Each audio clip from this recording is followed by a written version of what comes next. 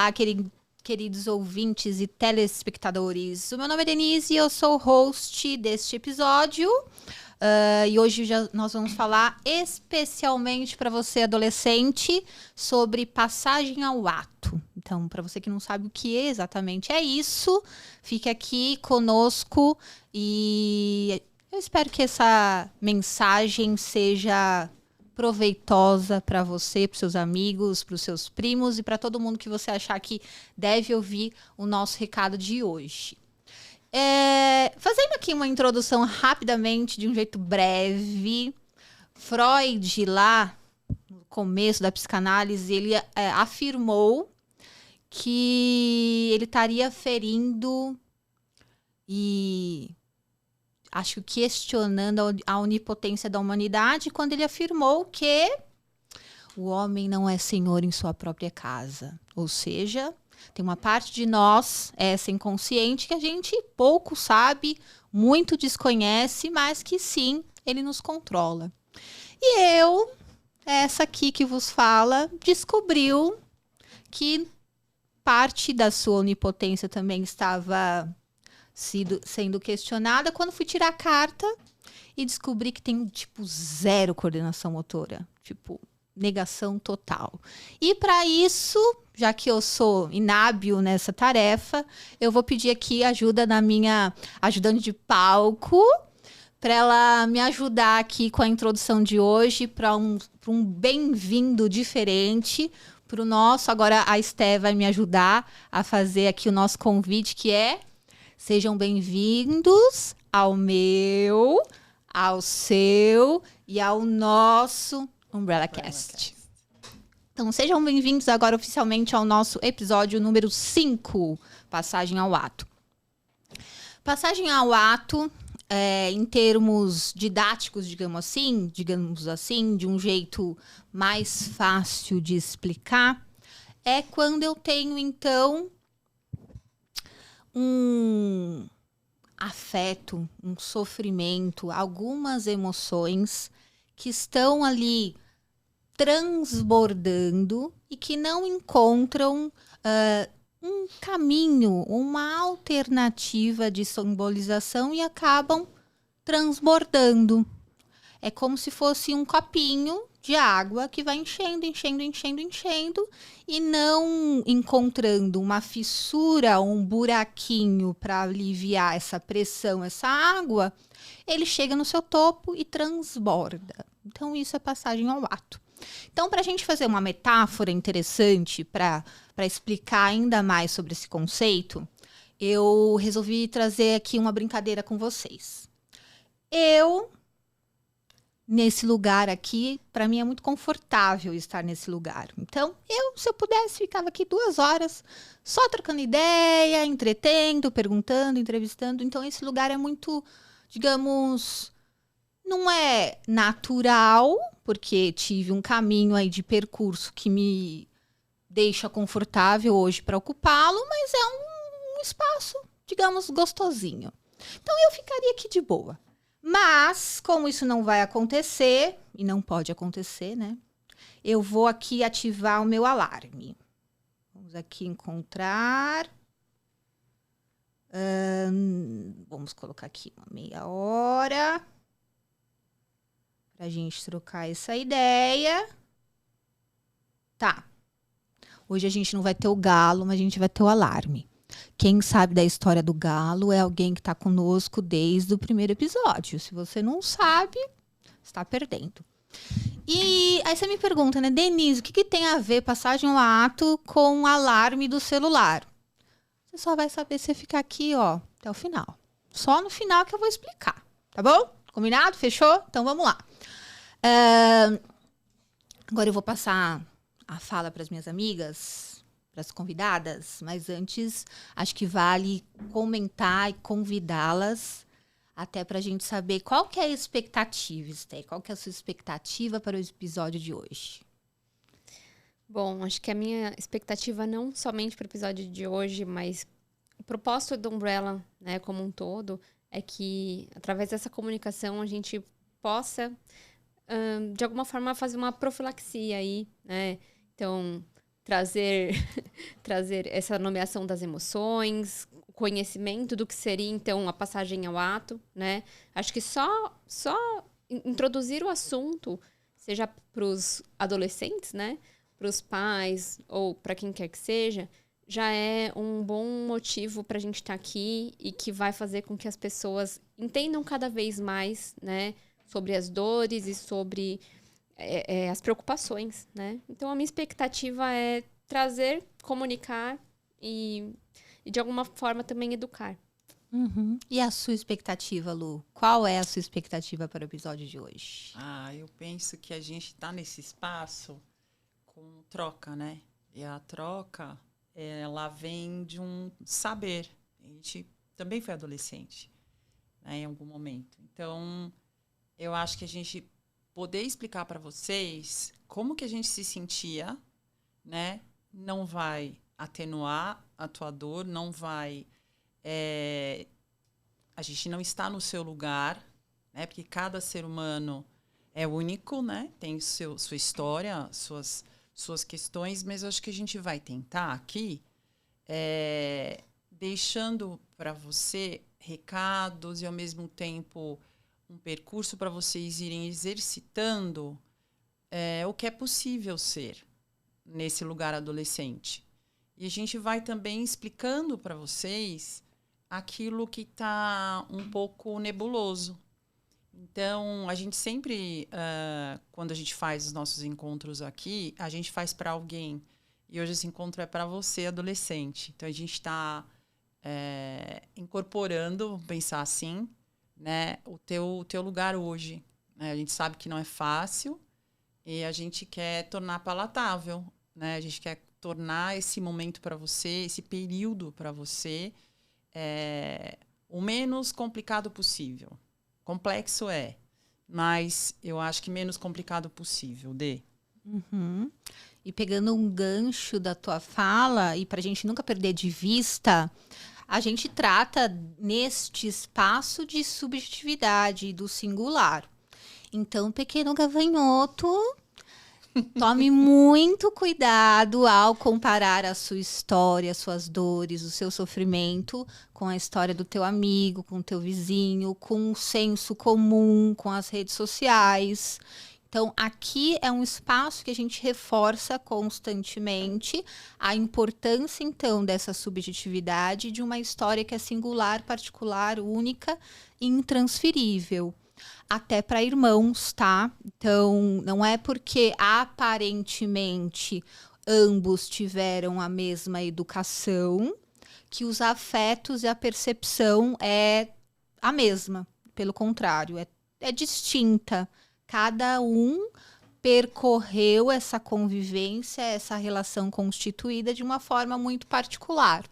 Então, cuidado, acho que é um recado que vale, principalmente por episódio de hoje, que é falar sobre isso que transborda. Então, o nível, se é um copinho, essa metáfora que a gente está fazendo aqui hoje, cada um sabe o nível. Uns têm um copo mais baixo, outros mais altos, outros transbordam mais em um tempo diferente do outro. Então, acho que vale aqui o recado, e só para pegar o gancho também da Lu. Então, vamos lá, meninas.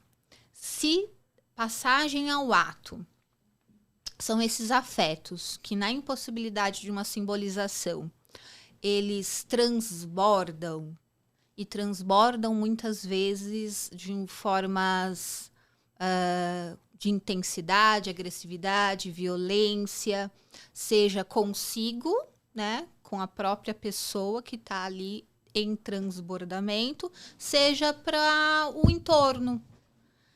Se esse transbordamento é a falta de uma fissura, como eu disse, falta de algo que possa esvaziar um pouquinho esse copinho, o tratamento proposto pela psicanálise, que por si só é a cura pela fala, é desse jeito, contando de suas dores, do que esse sujeito adolescente está sentindo. É dessa forma que a gente pode, ou que eles podem evitar que os afetos transbordem? 1, 2, 3, valendo! Sim. Em primeiro lugar, é pensar que quando você tem uma dor, ela é singular, como a gente falou até agora, né? Mas que é uma dor que precisa ser nomeada de alguma forma. E como que a gente nomeia isso, né? A gente nomeia isso através da palavra, né? Então, a gente está aqui mostrando para vocês que no momento em que vocês sentirem algo que está quase insuportável ou em vias de estar insuportável, há sempre uma segunda, uma terceira opção, né? Então, a passagem ao ato é quando a gente não tem opção, né? É possível que isso aconteça, né, dentro da sociedade, por várias questões a gente vai abordando aqui, né? Mas é sempre pensar que esse desespero interno, essa confusão, essa dor que a gente nomeia, ela precisa ter um caminho, né? E não necessariamente é um caminho de você fazer algo ou com o seu corpo, ou com o corpo do outro, né? Ou fora de si, e que é possível, através do diálogo, né? Através da nomeação, você obter alívio, né? O que você acha, Esté? Sim. Pegando o gancho, né, do alívio, acho que essa tentativa, né, justamente vem para buscar o alívio, né? Me remete, claro, à questão da automutilação, né? Então, como se ao cortar, né, a pele, abrisse essa fissura da qual a Denise fala, né? Só que no real do corpo, né? Então, olha, eu vou cortar para ver se me alivia um pouco, né? Só que qual que é o efeito disso, né? Acho que tem um efeito rebote que continua uma não nomeação, continua a angústia rolando ali e não tem não tem esse caminho, né? Achei muito legal essa metáfora que a Denise traz, né? Do copo, que é bem conhecida, né? O copo sempre transborda, mas a culpa não é da última gota. Sim. É daquilo que fez ele ficar cheio, né? E pensar assim, né? A análise, por exemplo, seria a instalação de uma torneirinha, né? Que pode começar, então, a pingar ali também, né? A trazer e fazer, então, a manutenção de que os afetos, eles vão continuar vindo. Sim. Então, o copo, ele nunca vai estar vazio.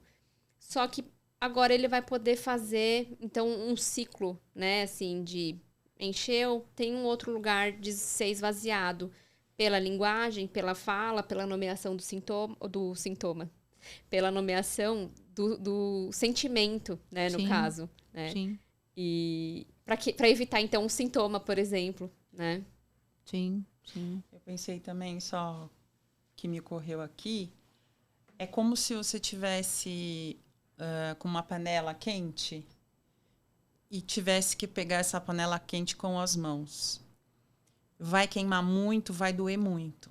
Ao passo que se você tentar dividi-la com pessoas, né? E a gente vai falar disso já já, aonde essas pessoas topem te ouvir, ou uma parte da panela vai ser pega por elas, essa dor, esse incômodo traz um certo alívio. Por quê? Porque uma parte de você está sendo que está sendo transbordada, está sendo codividida, né? Está sendo coparticipada, porque tem um outro ali, porque tem alguém te escutando, que isso é o principal, né? Nesse momento que a gente aborda a subjetividade, onde a dor é única, ninguém está sentindo igual, mas a gente pode estar ali como um amparo, né? Uhum. Acho que eu diria até assim, ó, o analista pode, inclusive, falar assim, essa panela é sua? Você precisa pegar ela? Você precisa pegar ela quente? A gente está falando, né, da emoção. Sim. Então, assim, às vezes o conflito que um adolescente está vivendo não necessariamente é um conflito que diz respeito a ele. Às vezes ele está sofrendo por algo que o ambiente está trazendo. Por exemplo, um ambiente de brigas, divórcio, enfim, qualquer coisa que esteja ali fazendo uma pressão e que ele toma para si. Então, preciso pegar essa panela quente. Calma, peraí. Uhum. Isso que você tá contando, a gente faz muito esse papel, né? Quando a gente escuta o sofrimento, é isso. Isso que você tá me contando é seu. Se não é seu, por que você tá tomando para si como alguém que te precisasse lá e colocar essa mão quente Como verdade absoluta, né? Sim. Como única opção. Sim. É. Eu escutei uma frase recentemente, e vocês escutaram também, porque vocês estavam comigo, de uma mãe falando do seu filho adolescente, e ela disse assim: a preocupação que eu tenho com você é legítima e ela é minha. Só que se colocar no lugar de atender a demanda, você como meu filho, aí é contigo. Sim. Então é separar, né? É exatamente isso que a análise pode fazer através dessas pequenas fissuras. Isso é meu, isso é do outro.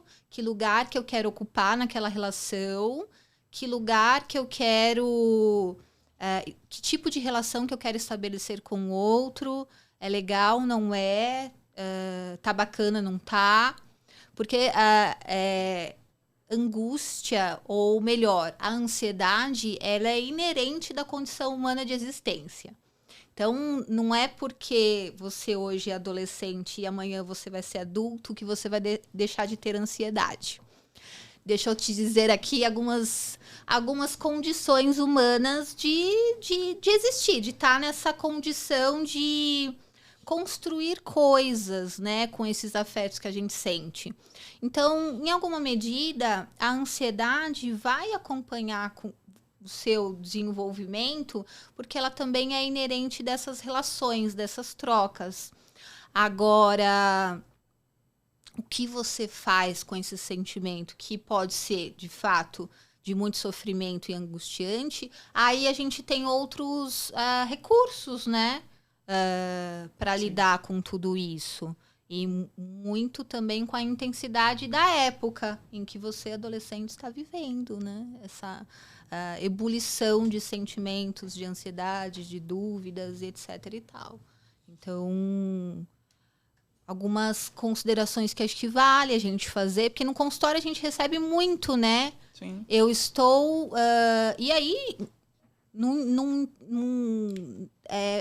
é exatamente de uma faixa etária específica, mas a gente recebe esse tipo de demanda. Estou muito ansioso, o que eu faço? Estou com muita ansiedade, vou ao psiquiatra.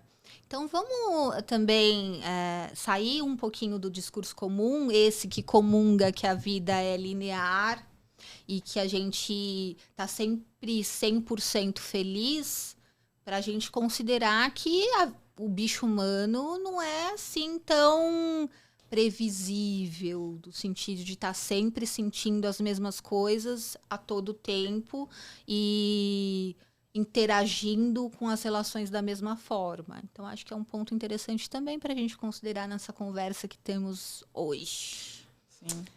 Eu pensei aqui, enquanto você falava agora, sobre o caráter impulsivo, né, da passagem ao ato, e pensando assim, no nosso trabalho de analista, né, quando chega no consultório o relato de automutilação ou, de repente, um comer compulsivo, demarcar isso, né, assim, se o adolescente está trazendo isso pra gente, se ele tem noção de que essa atitude, essa ação, né, ela acontece depois, né, em resposta, por exemplo, a uma emoção Sim. que ele não pôde vazar, então, pela palavra ou de alguma outra forma, né, e começar, então, a fazer esse caminho de volta, né, de vamos conhecer o que acontece para você, então, ir lá e se cortar, para você ir lá e comer compulsivo e depois vomitar, né, quando a gente está pensando em um transtorno alimentar, né? Sim. Perfeito, né? Porque eu estava pensando também nisso, que aí a gente nomeia como sintoma. Normalmente a gente, quando fala que está ansioso, a gente está nomeando o que esse bolo que está dentro da gente, a gente não sabe o que é. Então, com esse convite que a Esté fez de, vamos pensar isso, vamos pensar. O que vem antes da ansiedade, que é o sintoma? é o incômodo. Que incômodo é esse? E dar a palavra a ele e nomear ele. Eu estou sentindo angústia, eu estou sentindo desconforto, eu estou aflito, né? Aconteceu algo. E é como um novelo de lã, né? Você puxa e vai vindo. Isso vai facilitando o seu encontro com você mesmo, porque o sintoma ele só aparece porque algo está protegendo você de entrar em contato com aquela dor de novo. Só que ela está lá, ela está na gente. E isso acontece contemporaneamente nos nossos dias, toda hora, a todo momento. Né? Sim. Eu lembrei da última gota, que não é a causadora de todo o transbordamento. Eu lembrei da experiência clínica que eu tenho, em especial, que é sempre perguntar o que fez aquele que está num primeiro atendimento comigo, o que aconteceu ontem, para ontem, do nada, você resolveu marcar uma consulta. Então, a mesma coisa quando eu recebo adolescentes e a demanda vem primeiramente pelos pais. Mas, pai, mãe, conta aí, o que aconteceu especificamente neste dia? Qual que foi a última gota que você considerou, então, que o seu filho precisa de um tratamento? Então, essa última gota ou essa causa que causa esse transbordamento é muitas vezes parte deste novelo que a gente vai resgatando durante um processo de análise. Então, é interessante considerar que a última gota diz muito sobre aquela história em questão. E que muitas vezes a última gota pode ser uma passagem ao ato. Por exemplo, quando eu vi, eu estava dirigindo a alta velocidade, e aí eu vi que eu fiz isso sem pensar, porque eu estava muito nervoso. Ou, eu, sei lá, joguei um prato no chão. Então, isso arremessei um copo. É um exemplo de passagem ao ato e que muitas vezes vem como a última gota. Isso. Ou eu me queimei. De novo, né? Mas eu não prestei atenção. Como não? Você estava mexendo com fogo. Não estava aqui. Eu estava em outro lugar, aonde no meu sofrimento, né? Muito provavelmente. Ou machucando alguém, sem querer ou querendo, né? Sim, uma agressão. Sim, a gente para preparação desse episódio, eu li uma história, o professor Alfredo Jerusalinski, que escreveu, de um caso dele, clínico, de um menininho de 5 anos que começou a morder. A gente ouve isso muito na clínica, né? Começou a bater, começou a morder do nada. Não, não é do nada. Né? Algo aconteceu com aquela criança. E ela está só reagindo. Né? Então, se a gente for falar do adolescente, que a reação que a gente pode esperar, né, de uma dor, qualquer uma, desde se drogar, né, desde falar um palavrão para alguém, né, para deferir palavrão para os pais. Acontece muito agressão dentro de casa, né, agressão verbal. Então, percebeu que isso está acontecendo, é legal. Mas e quando a gente não percebe e que vai para a gota?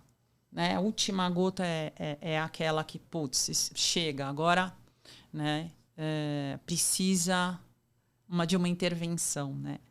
Acho que não precisa ser dessa forma. Chegar a romper. Sim. Esse episódio, né, foi também idealizado, pensado para o momento atual que a gente está vivendo hoje socialmente, em especial ao episódio que a gente gravou com a nossa supervisora Silvia, e ele era muito pautado no que está acontecendo nas escolas. Mas a gente sempre tenta extrapolar o tema para a nossa experiência clínica. E a segunda pergunta era exatamente disso que vocês estavam falando. Em uma experiência clínica, quais são outros exemplos e outros recortes clínicos que poderiam ser pensados como passagem ao ato, né? Além dessas que vocês já falaram. O próprio suicídio, né? A tentativa e o suicídio em si, porque muitas das vezes a gente encontra na clínica claramente aquele adolescente que não quer se matar, O que ele quer é matar aquela dor. Ele não sabe o que fazer. Então, parar minutos antes ou parar para refletir é muito difícil. Porque talvez já esteja tão transbordante o negócio, aquela emoção está há tanto tempo que é difícil segurar. E às vezes acontece, né? Eu acho que essa também nos nossos dias tem sido, infelizmente, muito comum a gente escutar, né? As tentativas e conseguir, né? Ir ao ato final. O que mais, assim, chega para mim são os comportamentos impulsivos mesmo, né? Assim, acho que acaba sendo muito, muito comum mesmo. Rompantes, assim. Rompantes, né? E muitas vezes o adolescente vem porque alguém aponta isso para ele. E porque também, né, a gente pensa que é um comportamento esperado, né, na adolescência, essa questão, né? Então, é quase como se fosse um sintoma ok, que já diz da faixa etária, né? Uhum. Faixa etária, né, vamos dizer assim, de forma geral. Mas que, com certeza, chama a atenção dos pais, principalmente, ou, às vezes, na escola, né? Sim, sim. E que não necessariamente, se a gente puder estender isso, acontece só com adolescente. Não, a gente vê em crianças e vê em adultos. É do ser humano, né? É um pedido de socorro, né? E eu acho que aí uma outra questão que é... E quando os pais desse mesmo adolescente que também lida dessa forma com as emoções, também grita e briga e xinga e quebra, né, o objeto, né? Também passam ao ato. Sim. Puxa o cabelo ou joga algum objeto. Sim. Eu me lembro, aconteceu comigo. Eu já estava na adolescência alta, eu diria, né? Tinha passado dos 18 já. Ixi, eu fiquei sempre na adolescência baixa. Entendi a pegadinha. Eu quis dizer, não da altura, né? Mas eu quis dizer de uma adolescência já quase jovem adulta mesmo, acima dos 18. Né? Uma vez eu estava em casa, cheguei em casa, e minha mãe provavelmente estava com o jarro dela, né, o copo dela transbordando, e não tinha a ver comigo. Depois, obviamente, né, em análise adulta, já fui.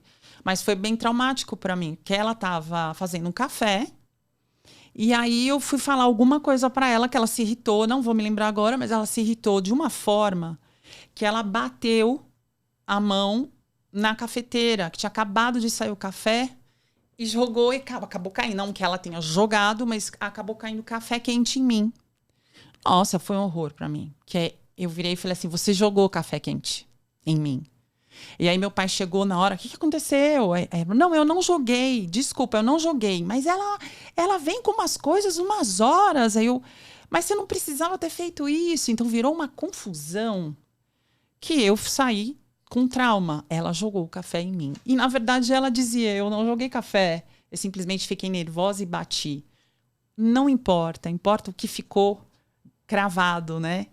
Ficou marcado. Que é uma falta de equilíbrio, talvez. Será que é disso que a gente está falando, né? O ser humano se desequilibra a todo momento, né? Você está no trânsito, está indo tudo bem, você está lá com o seu sonzinho, dirigindo, tudo super legal. De repente, alguém vem, né? Normalmente uma moto, que em São Paulo é difícil, né?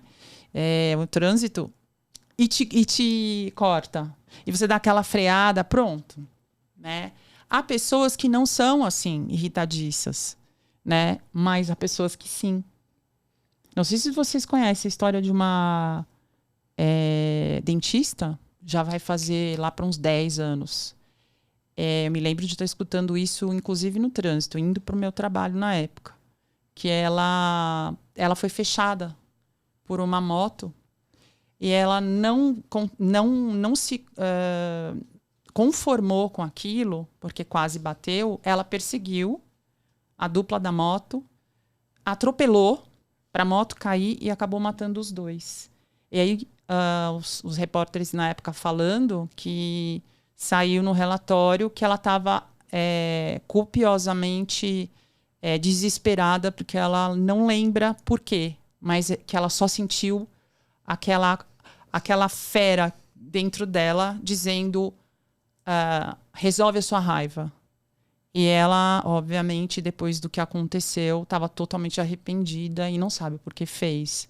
Isso é uma passagem de um ato gravíssima, mata o outro, né? Sim. Sim. E a gente vive, infelizmente, uma cultura, um discurso de que devemos ser sempre equilibrados, né? Ponderados, tolerantes. E na clínica, às vezes tem umas fantasias assim, né? Eu queria fazer já escutei isso muito. Eu queria conseguir fazer esse semblante que você faz aí, essa cara de neutra. Eu queria não conseguir transparecer aquilo que eu sinto. Eu falei, você sabe que aquele filme lá do Um Dia de Fúria, do Michael Douglas, é exatamente isso, né? Sim. O cara que não conseguia olhar para aquilo que sentia, né? Em termos de afeto, não conseguia lidar com essa oscilação, com essa ambivalência. Ele foi transbordando com esse recalque e chegou um dia, transbordou, né? Transbordou completamente. Então, cuidado também com esse discurso massivo de que as coisas serão felizes o tempo todo. Acho que é interessante colocar... a gente já citou aqui uma vez o Paulo Mussi, que ele falou da importância e também dos perigos do adolescente que se compara com as redes sociais. Infelizmente, é isso que a gente escuta muito. Que a gente precisa ter alta performance, que a vida é tranquila, que a gente precisa ter o trabalho dos sonhos, que a gente precisa ganhar muito dinheiro e que... A gente não precisa nada, né? Não desse jeito. Então, né? você... adolescente, meu querido pequeno gafanhoto, precisa também pensar que o que é dito nas redes sociais nem sempre é aquilo que é possível para você. Então, é disso que se trata a subjetividade. Eu vou virar nossa ampulheta aqui e falar que a gente está seguindo para os minutos finais, tá? Finais ainda não, tem que esperar o alarme, gente. Aqui tem alarme hoje. Mas vamos pegar Mas eu queria brincar um pouco, antes de você seguir, que é vivemos entre altos e baixos. Né? Exatamente. Entre Stephanies e Lucianas. Olha só. A gente tá virando ponto de referência, Stephanie. Mas é isso, é olhar para essas diferenças e também acolher, né? Assim, porque com o outro a gente aprende também a simbolizar, também a encontrar com esses afetos e poder se contar, né? Preventivamente, até de comportamentos que podem se tornar compulsivos, por exemplo, Sim. como, não lidar com uma emoção e fugir, isso pode também trazer, por exemplo, eu me drogo para aliviar a dor e aí, compulsivamente, isso vai sendo recorrente, diário e pronto. E aí, depois você não sabe nem por onde você começou, né? Sim. E muitas vezes é porque esses altos e baixos da vida, né, foram difíceis de lidar. Não encontrou uma forma de surfar nessa onda, de saber que é isso. A vida é feita de altos e baixos. Eu gosto muito de uma frase da Clarice Lispector que é: a vida é um soco no estômago. Sim. Então, assim... Clarice perfeita. A Clarice e a Fernanda Young eram fantásticas, né? Uhum. Então, não dá para esperar que vai ser mamão com açúcar, né? Tem que lidar com as vicissitudes da vida, né? Sim. Como? Lidando. Vivendo. Eu acho que é pedindo ajuda também. Sim. Né? Eu acho que o que eu acho que a gente está falando aqui é que todo mundo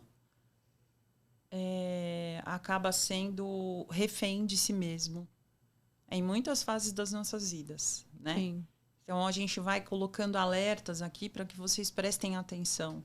Não é só você que está passando por isso, mas é você que está sentindo aquele momento. Então, a gente não quer minimizar, mas a gente quer mostrar que é perfeitamente comum. A gente não gosta de falar do normal, né? Porque ninguém é normal, no sentido... subjetivo da subjetivo, coisa. boa, né, da coisa, mas assim, é muito comum. Todos os dias a gente tem uma questão. E a gente vai ter que lidar com elas, né? Sim. Até falando desse filme que a Dê citou, a minha analista, ela sempre fala assim, eu tenho medo de quem é normal. Exatamente. Exatamente. É cuidado com essa expectativa de que esse semblante de essa pseudo-neutralidade. Eu falo pseudo que é pseudo mesmo. Cuidado. Você falou de fissura na pele e eu vou resgatar aqui um personagem da ficção que vocês não sabem, mas eu sou tipo noveleira. Sou muito noveleira. É verdade. Você vem com umas tiradas da Sou. novela. Eu adoro novela e adoro olhar, pensar na novela. Eu só assisto novela também. Eu gosto de pensar na novela como talvez um recorte, um retrato do que a gente vive na contemporaneidade, na sociedade, na cultura, em especial a brasileira. Porque se a clínica ela não pode estar desassociada da teoria, para mim também a clínica não pode estar desassociada do tempo social em que a clínica está inserida, né? Porque não adianta nada eu pensar na clínica em 1900 do tempo do Freud e desconsiderar o que eu vivo hoje. Então eu gosto de pensar na novela nesse contexto. E aí, não sei se eu vou só introduzir aqui rapidinho antes que o alarme toque. Vou falar rápido. É uma novela da Glória Pérez. Glória Pérez? Glória Pérez. Travessia. E ela é uma autora conhecida por trazer muitos dilemas sociais como enredo e como roteiro das novelas que ela escreve. E essa não poderia ser diferente. Eu já trouxe aqui um recorte falando sobre vício em jogos. E hoje eu vou trazer um outro contexto que é sobre essa fissura, essa marcação na pele e nessa passagem ao ato. Então, aqui na nossa narrativa de ficção, a personagem é a Karina e ela tem a expectativa de ser atriz e, para isso, ela fez um contato com uma influencer conhecida, uma garota conhecida, e ela começou a trocar ideia com essa menina virtualmente, faziam várias transmissões ao vivo, tal, e aí elas começaram a ter uma intimidade, né, uma amizade, com a expectativa sempre de que essa influencer conseguiria para ela um papel de estreia como atriz. E aí, com esse pretexto, a influencer falava, olha, você tem que emagrecer, você tem que fazer musculação, você tem que fazer algum tipo de esporte e eu vou acompanhar aí o seu progresso.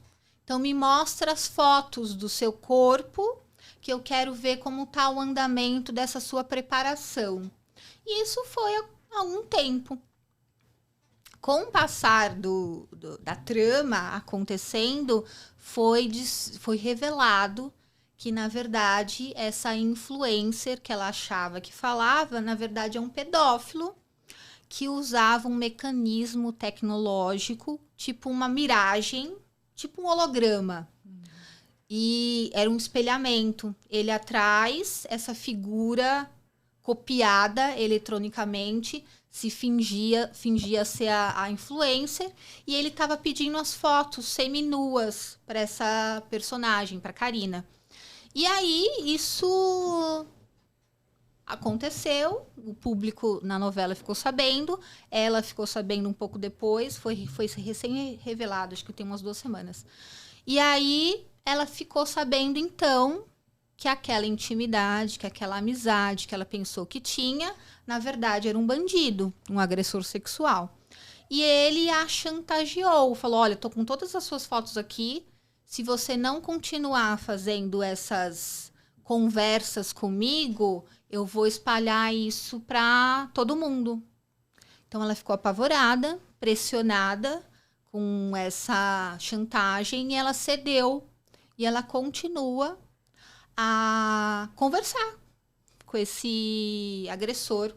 E aí, continuou, então, trocar fotos e ele pedia as coisas mais absurdas para ela, sob chantagem.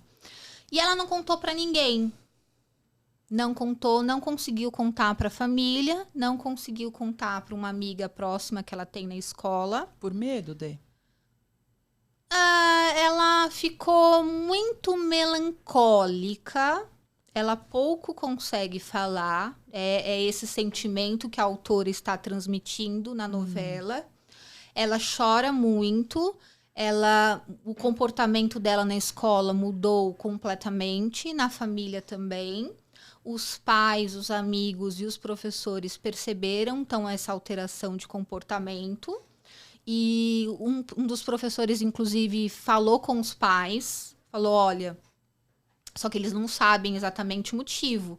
Acham que é uma decepção por não ter conseguido o papel que ela esperava, o papel na novela. Então, o professor fala, olha, procure ajuda especializada de um psicólogo para que ela consiga falar sobre essa decepção. Porque ela se fechou completamente. Ela fica muito tempo sozinha no quarto, chorando. E ainda por cima está cercada por essa chantagem. Sim. E aí a amiga, que era uma pessoa que estava sempre presente na rotina dela, na escola, percebeu que agora ela passa a usar muito moletom de manga comprida e num descuido dela, ela percebeu as marcas dos cortes. E aí é essa mensagem, é sobre essa temática que a autora agora vai abordar nos próximos meses, essa temática adolescente. Então, você me fez uma pergunta interessante, né? Quando e quais são os impeditivos que os adolescentes ou o adolescente que tem algum tipo de sofrimento semelhante ou qualquer outro que seja, quais são os pontos que vocês recebem no consultório, por exemplo, que o inibem de pedir ajuda? Olha, normalmente, né, a gente não pode normalizar, porque cada um é um, mas eu lembrei de um caso em que medo de decepcionar os pais. Essa adolescente, ela tem medo de decepcionar, de contar coisas que na figura que ela tem dos pais, de que são pais corretos, ou são pais que passam uma certa leveza, ela se acha muito diferente desses pais, pelo que ela está sentindo. E, na verdade, ela pediu ajuda, né? Ela que pediu para fazer análise.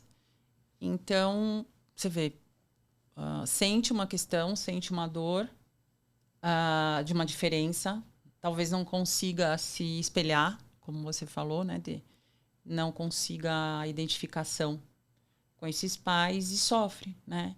Não posso abrir muita informação, mas eu escuto dessa forma. Eu pensei aqui que, assim, primeira coisa para esse adolescente pedir ajuda ou olhar para alguma coisa é entender que tá havendo, então, antes de qualquer coisa, uma espécie de... Um estranhamento? Não. Onde eu tô querendo chegar? Diga-me tudo, não esconda nada. Fale livremente. Eu pensei na primeira fase, né, dessa personagem, em que ela precisa emagrecer, né? Em que ela precisa ter um corpo definido para ela conseguir ser uma influenciadora, né? Então, para ela conseguir estar nesse lugar de quem vai receber os likes, falando de novo lá atrás daquela... A gente falou alguns episódios da Sociedade de Espetáculo. Mas, assim... É um lugar ao sol. Mas era assim... Para ela ter o lugar ao sol... ela precisa se destacar. O discurso de convencimento do pedófilo, inclusive, foi esse. Então, mas emagreça. Os nossos adolescentes, eu não gosto quando fala o meu adolescente. Não. Os adolescentes da nossa do nosso convívio. do nosso convívio, eles passam por isso sem saber que isso é uma agressão. Pronto, era isso que eu queria dizer. Então, assim, é muito comum ouvir isso. Olha, você precisa caber no padrão, né? E aqui, claro, eu tenho que fazer uma ressalva de uma questão estética / uma questão de saúde, né? Então, a gente sabe que a obesidade, ela é uma questão de saúde, né? É uma doença, né? É algo que vai trazer implicações a longo prazo, vai predispor a diversos adoecimentos do corpo, né? Mas a gente está falando de um padrão estético que precisa ser seguido. Porque mesmo uma pessoa que não tem um sobrepeso, por exemplo, ela se vê e fala assim, eu tô gorda, né? Eu não me sinto bem com esse corpo. Eu queria estar magra igual aquela lá que acabou de parir, né? E tá com a barriga chapada, por exemplo. Sim. Então, esse padrão, ele já vem como algo agressivo. Só que antes de... Assim, a gente já automaticamente começa a ter que responder esse padrão. Sim. Sim. E não sabe que é isso que é uma das fontes da angústia, entendeu? Então, Mas por isso que eu diria que... Por que não chega, às vezes? Porque, às vezes, a pessoa não sabe por que ela tá angustiada. Ela não sabe por que ela tá sofrendo. Ela não sabe que tentar corresponder a um padrão... Já é uma agressão. Já é uma agressão. E exatamente, estava falando, o que o pedófilo faz? Ele vai na vulnerabilidade, porque a gente não sabe que está sentindo a tal angústia por conta de não ser o padrão, de não ser perfeito. Não tem ninguém perfeito, mas a gente não sabe disso. E o pedófilo, nas conversas, ou o abusador, ele sabe, ele pega exatamente nos pontos de vulnerabilidade da nossa época. Estética, né? Um lugar ao sol, ou então a inteligência, ou então alguma dor, por exemplo, meu pai morreu quando eu era pequeno, então não tenho a minha figura paterna em casa. Enfim, não importa. E é sempre nesse envolvimento emocional que ele vai sacando os pontos. Então, se a historinha, né? Porque é o contar de histórias. A história for por aqui, a história for por ali, eu vou agir dessa ou daquela forma, né?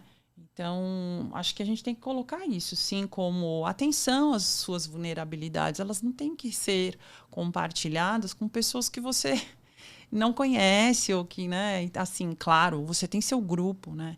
Você tem seus amigos na escola. Isso a gente pensa muito como um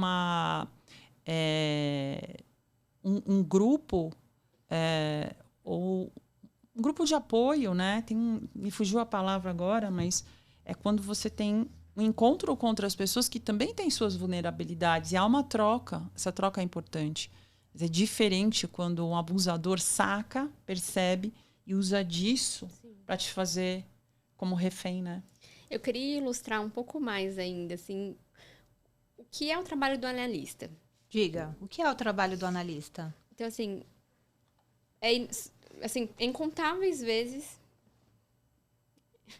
é incontável o número de vezes que chegaram ao meu consultório falando assim, na verdade, eu não sei. O que eu tô fazendo aqui? Não sei o que eu tô fazendo aqui.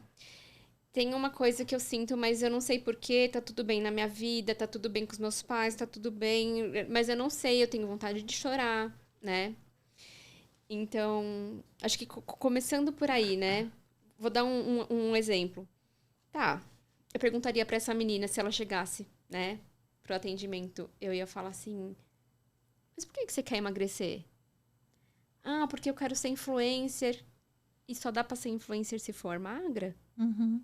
Então, são esses furos que a gente vai fazendo no discurso. Fura o discurso. Né?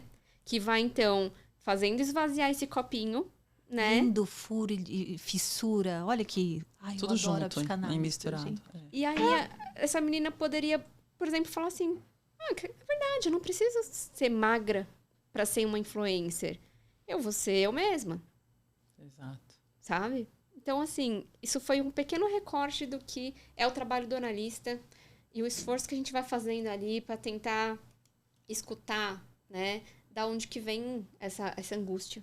E romper essa voz imperativa, né? Que vai assolando as famílias, assolando as pessoas, assolando você, você. Que é assim, não tem, de novo, não tem que nada, né? Então, você só é influencer porque você é diferente. Porque cada um de nós tem uma marquinha aqui na ponta dos dedos, que é a digital, jamais encontrada no mundo uma igual. Nem os gêmeos têm. Né? No início do episódio você falou, irmão não é igual ao outro. E foi criado, aparentemente, né? Igual. Não é. É uma impressão diferente da outra. E é essa singularidade que a gente escuta e que a gente faz a análise. Esse é um outro ponto do analista interessante, né? A gente escuta cada história de uma forma diferente da outra. E é ali, no encontro da dupla, é que a gente vai, em cima dessa história, que a gente vai mostrando os furos, né? As fissuras. Né? Então, é quase de uma forma investigativa também, mostrando para o analisante, né? Aonde ele está se inserindo. Né? Quem, de fato, está... Que voz é essa que está sendo ouvida ali dentro? Sim. E já caminhando aqui para os finalmente... E para os pais, né? Eu sei que esse episódio é especialmente idealizado e pensado para uma conversa com você, querido gafanhoto. Mas, porventura, claro, esse conteúdo pode chegar, então, para os pais também. Como podem os pais ajudar seus filhos, que agora estão escutando um conteúdo que talvez seja assustador a um primeiro momento, ou para os pais que estão vivenciando na pele passagens ao ato e nem sabiam o que é isso. E estão descobrindo, então, que se trata, então, de um sofrimento que transborda. O que vocês querem deixar como último recado? Ou uma recomendação, uma orientação também para os pais que nos ouvem? Todo mundo dá sinais. Então, quando você conta a história que está acontecendo na novela, ela está dando sinais já. E não é de pouco tempo, muito provavelmente, né? Então, eu acho que é observar seu filho, olhar para ele, olhando nos olhos. Observar cada ato, observar... Às vezes ficam momentos muito silenciosos e assusta a gente o silêncio, né? Mas observar esse silêncio ou uma excitação exacerbada, né? Os hábitos. Eu acho que o principal é notar o seu filho. Nota que você tem dentro de casa é uma pessoa que está passando por muitas transformações. E o que fazer com isso quando perceber que tem algo diferente? Né? Porque cada dia a gente está de um jeito, mas existem aqueles sinais que você fala, algo tem aí. Escute a sua voz interior. Procure saber. Abra a conversa, abra afeto. Às vezes você não tem o que falar, né? Mas se você puder fazer uma ação qualquer, chamar, fazer um bolo, vem cá, vamos conversar, estou com saudade de você, ou algo assim, você vai se aproximando do outro, né? Desse teu filho, de uma forma que talvez pareça natural. E também, se não parecer natural, você dizer, eu estou preocupada, né? Você fale de você, eu estou preocupada, ou eu estou preocupado, te sinto distante, eu sinto saudades das nossas conversas, do seu jeito. Fale de você, porque nunca você vai saber o que tem da outra parte. E aí sim dar a palavra, escutar. Perceba, né? Claro, momentos de estresse onde a gente vai falando, agora não. Tente não fazer, agora sim. Cada minuto, cada momento é importante, principalmente nessa fase. Esther? Eu diria, né? Eu sei que é difícil, mas não demore a buscar ajuda. Como a gente falou no começo do episódio, muitas vezes a passagem ao ato vai ser o motivador, né, dessa busca. Mas o que precede a passagem ao ato são, né, pequenas amostras, né, de agressividade, de isolamento, de encontrou droga, impulsos, sabe? rompantes, né? Então, é muito comum mesmo chegar depois que transbordou, né? Como ficar atento, então, né? Sem ficar paranoico, né? Porque quando começa a perceber que há alguma mudança no comportamento, acho que tem uma tendência dos pais, primeiro, a negar, muitas vezes, né? De tipo, não, tá tudo bem, tá tudo certo, tá tudo dentro do normal, né? Mas talvez por medo do que isso possa vir a ser, né? Então, se a gente tá aqui falando, né, de que alguns sintomas são esperados na adolescência, é disso que a gente tá falando, assim, procura ajuda, por mais que é comum, né? Não quer dizer que vai passar batido. Precisa olhar, precisa nomear, precisa encontrar formas mais saudáveis de lidar com esse sentimento que tá tentando transbordar. Sim. Né? Sim, concordo. No episódio passado eu falei do suficientemente bom, que é esse caminho ou essa tentativa ou grande paradoxo de se manter por perto ao mesmo tempo que precisa manter certa distância. Então, se a passagem do ato um grande alerta quando o preventivo não pode ser feito, que não demore para procurar ajuda. Então, e ajuda para ambos, inclusive, tanto para os pais, se assim julgarem necessário, não estou conseguindo dar conta e acho que preciso também de ajuda. Então, para que porque ambos, mais uma vez, estão vivenciando essas transformações.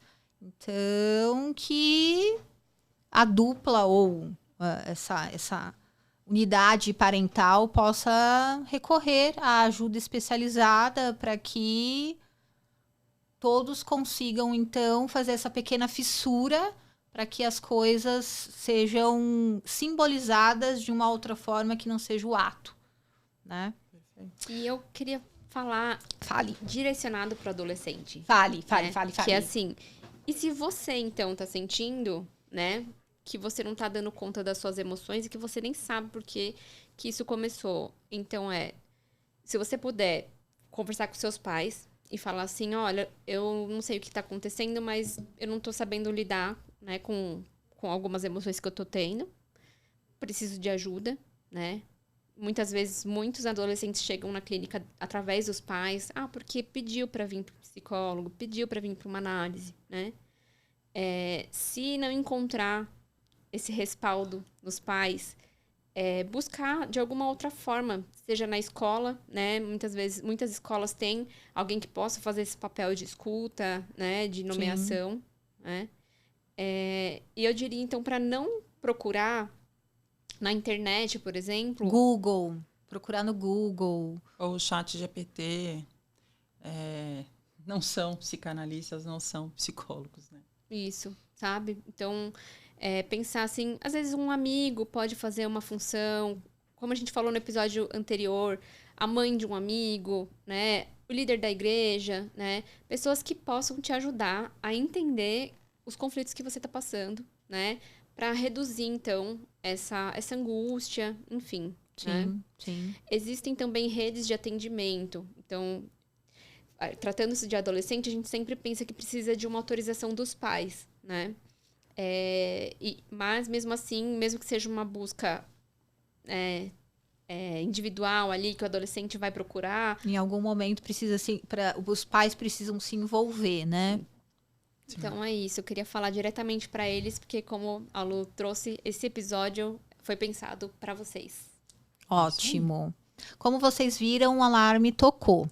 Então eu volto para minha linha de raciocínio e conto para vocês, então, o que é isso, Denise? Que metáfora é essa? Que eu não estou entendendo nada. O que quer dizer esse alarme com passagem ao ato? Então, como eu disse para vocês, eu se deixar, fico aqui 2 horas. E de fato fico. Só que, assim como a minha vontade de ficar aqui, de permanecer aqui, por mais do tempo que eu posso, o alarme serviu para mim, nesse caso, como um muro de arrimo, muro de contenção, continente. Foi algo que me barrou, né? Que deu margem para minha vontade maluca de ficar falando aqui por 2 horas. E a análise também é uma espécie de muro de apoio, de suporte, de arrimo, de contenção, de continente. Então, a metáfora que eu proponho aqui para vocês hoje, fazendo uso então do alarme, é que quando não há esse arrimo, não há esse muro de contenção, há passagem ao ato. Então, fica aqui o convite também para você pensar em como você está lidando, ou pensando, ou vivendo sobre esses afetos que têm te transbordado ou te têm contribuído para encher o seu copinho, e que você possa encontrar formas alternativas para, de alguma forma, aliviar a pressão do sistema, aliviar um pouquinho a água para evitar que ela não transborde o seu copinho emocional, inconsciente, psíquico e etc. E para a gente encerrar, eu agora vou te convidar para você continuar aqui no canal, inscrito, com o sininho ativado, porque a gente mudou um pouquinho a estratégia e a gente vai agora falar em alguns episódios para o adolescente e outros episódios direcionados para uma comunicação com os pais. Então, fica acompanhando, porque você nunca vai saber o que é para pai e para adolescente, então você vai ter que acompanhar de qualquer forma. E então, ativa as notificações, curte, se esse conteúdo foi importante, relevante, serviu para algum tipo de esclarecimento e dúvida. E mais um ponto interessante, importante, na verdade, que eu quero reforçar desde o vídeo passado, é que a gente está com uma campanha de conscientização, trabalho socioeducativo, e como é uma campanha, é importante que quanto mais gente puder ser impactado, melhor, que é Eu Me Importo. Então, se você de repente está ouvindo esse material, esse conteúdo, e algo te chamou a atenção e você de repente lembrou de alguém, ou de um amigo, ou de um jovem, ou de pais que precisam também desse tipo de esclarecimento, manda esse vídeo para a pessoa, pode ser privado, direct, manda como você achar que fica então discreto, e manda Eu Me Importo com guarda-chuvinha da Umbrella para a pessoa saber, né, quem somos nós e o que nós nos propomos fazer aqui nesse canal. E quanto maior o número de pessoas, maior será o impacto e a ajuda que a gente pode oferecer com este material, com essa produção. Então fica aí o convite também. E palavras finais? O que vocês querem trazer? Queria trazer só, não sinta vergonha do que você sente. Não sinta vergonha de achar que você é o único ou única que está passando pelo que você está passando. Busque ajuda. A gente está aqui para cada episódio trazer mais e mais conteúdo para você ir se atualizando, né? Se quiser conversar com a gente, manda um oizinho aqui para a gente no direct, pedindo para a gente entrar em contato, e a gente vai entrar em contato, tá bom? Um beijo. Um beijo? Um beijo, então. Um beijo. Tchau, até a próxima. Tchau. O guarda-chuva. Isso aí. Tchau. Tchau.